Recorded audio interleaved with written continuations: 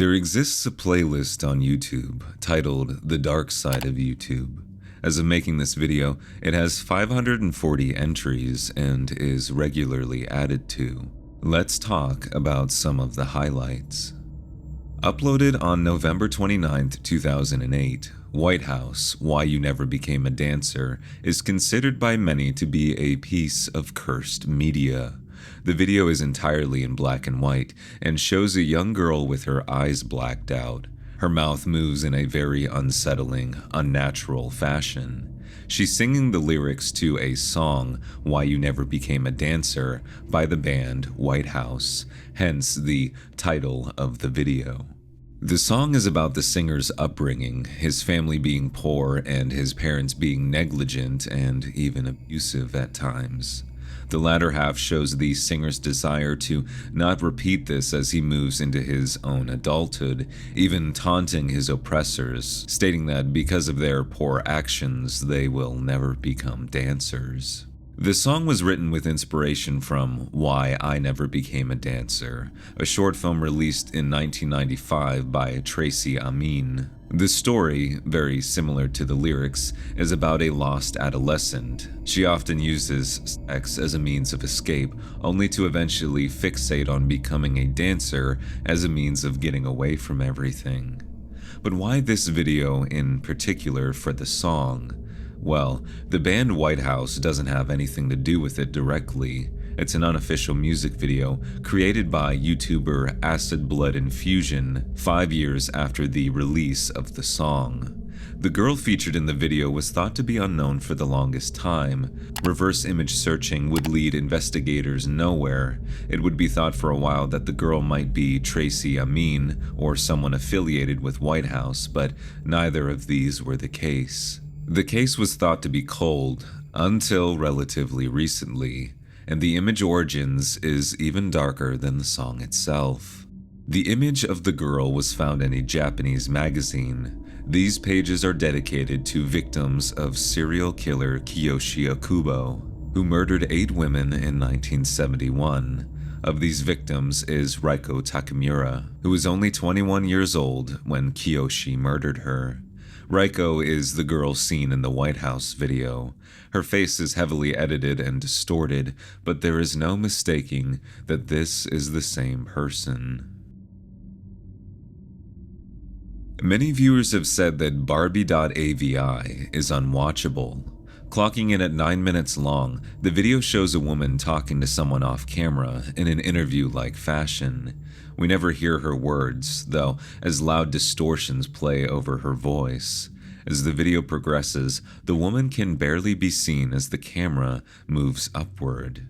What is potentially even stranger is that this is only part 1. Shortly after Barbie.avi was uploaded, Part 2 and Part 4 were posted by YouTuber Xenopasta. These additional parts follow the same formula of a girl speaking in an interview setting, but her voice is heavily distorted. The description of Part 4 reads, Part 3 is not up yet. The whole thing is very strange and begs the question, who is the woman talking in the videos?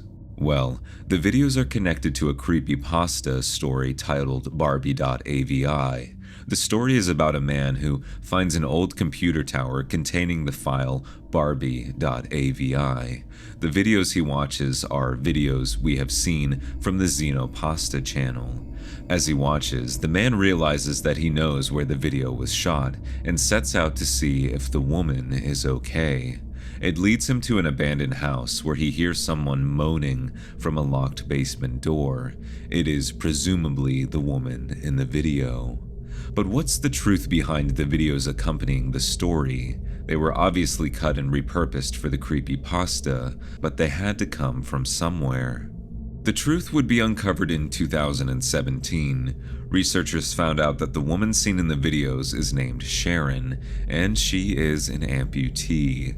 The interview she is taking part in is being conducted by a man named Mike Rounds from the program Ampix. He questions Sharon about losing a limb and how it has kept her in an adolescent state of mind. She was 22 at the time of the interview. The name Barbie.avi is still a mystery. Most have assumed it was called this because Sharon somewhat resembles the traditional Barbie appearance, but this is just speculation. The identity of Xenopasta has yet to be revealed. Hi there. A lot of you have said that you find my content to be relaxing, which, given the subject matter, might be a cause for concern, but that's okay. I wanted to take a moment to talk to you about something special with the help of ASMR.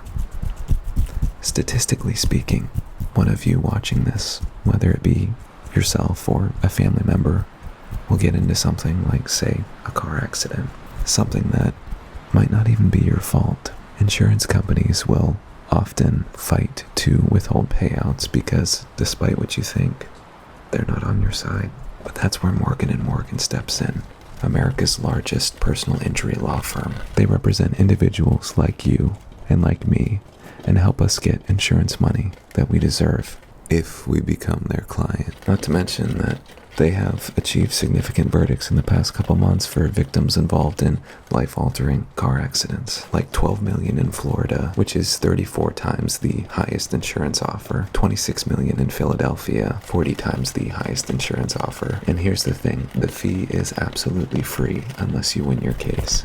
So if you've been seriously injured, don't settle for less. You can start your claim today with Morgan & Morgan by visiting www.forthepeople.com/sinister. There will be a link in the description below. You can also use this QR code right here by using your phone's camera to scan it.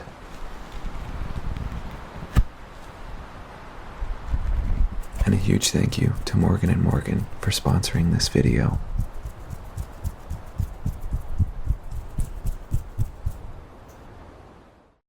When translated from Russian to English, the title of this video reads, "Don't Open Your Eyes." Uploaded in May of 2015, the opening of the video warns viewers to refrain from watching the video and to close their eyes before it's too late. The video starts, and we see a shadowy figure with its arms swinging back and forth. The video quality is very poor, the grain taking up most of the screen. We then cut to the inside of a house before strange faces flash on screen. These images continue as the background sounds distort into something monstrous and terrifying. Someone is screaming, but it is pitched down to a low bellow. A hand wields a knife and seemingly moves closer to the bedroom of a sleeping boy. He thrashes like he's having a nightmare. When the knife wielder makes it to the bedroom, all hell breaks loose. We linger on the image of a bloody handprint as the horrific sounds come to an end. It's very clear that this video takes inspiration from many internet horror tropes at the time, like the idea that viewing a piece of media could hurt you or even lead to your own death. What's interesting is that while some of the videos like this are often just montages of random clips, there seems to be some sort of narrative in this one. We are a knife-wielding killer moving closer towards a helpless victim. The images and sounds almost seem like manifestations in the tortured mind of the boy in the bed. Nightmares, his visions bleeding into reality. While most of the sounds are unintelligible, there is one identifiable song. It's called Hush Hush, Here Comes the Boogeyman by Henry and his orchestra. There are also a couple famous images used as well, like the original Jeff the Killer and Nosferatu ascending the staircase. One recurring image, however, is difficult to determine the origin of. It looks like a man with hollow eyes and a smile that has been carved with a knife. It appears multiple times throughout the video and might be the face of the person wielding the knife. The description of this video reads, "Vintage 80s commercial. You're welcome." The commercial begins with text reading, "The Freak Phone," and introduces us to Freddy Freaker, a yellow goblin mascot that sways back and forth with its arms out. Below Freddy is the number 1-900-490-FREAK, and the lyrics repeat, asking us to call and get the party started.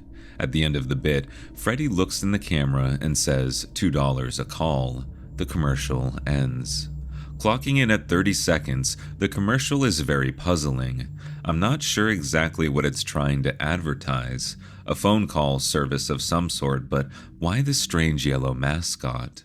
The commercial aired in 1988. It was created by Star West Entertainment.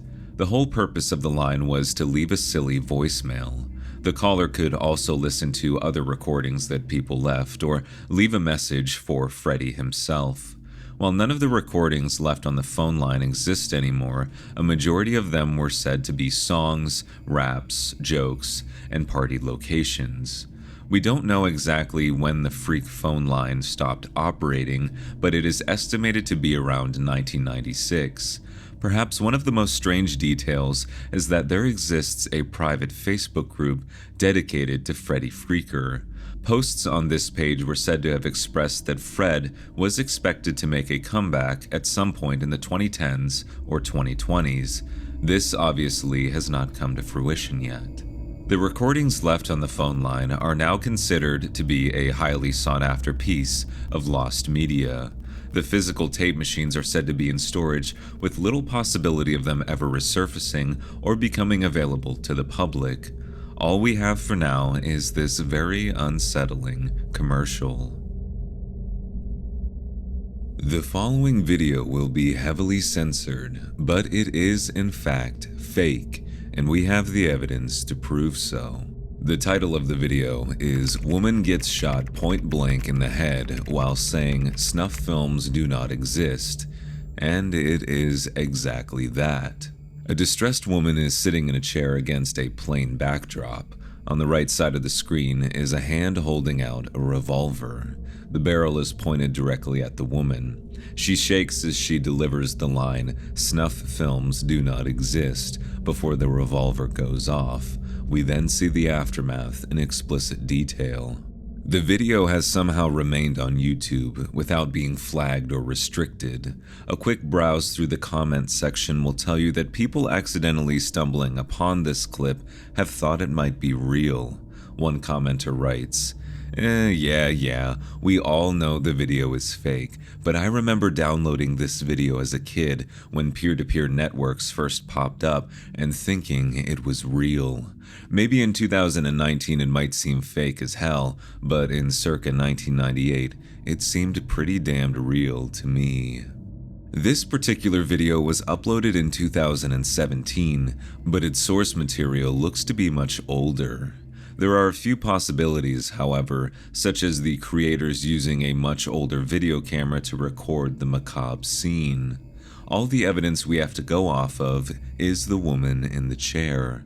Luckily, she has been identified and is alive and well. Her name is Pamela Such, a B-movie actress known for hits like Mad Doctor of Zombie Island and Sorority Slaughter. The video clip in question is from a movie called Snuff Perversions: Bizarre Cases of Death, which was released in 1999. I've also seen it listed under the title Shock 2000: Snuff Perversions Part 2. I'm not sure which title is more commonly used. The film is meant to educate police recruits by showing them every type of unnatural death imaginable. Pamela plays a character named Julia Blanc, who, as you already know, meets her untimely demise. According to this website, the film was apparently so realistic that it was investigated by the FBI and crime scene investigators, who thought one of the death scenes featured was in fact real. This could be a marketing tactic, but the film is presented in a found footage style, which could also add to the sense of authenticity, making people believe what they were seeing was real. Posted to YouTube on December 20th, 2015, Control is a bizarre 25-second clip that has scared audiences who have stumbled across it. The video is composed of two main shots, the first being a figure obscured in darkness, and the second being a pixelated face. What most people remember from this video, however, is the haunting music track.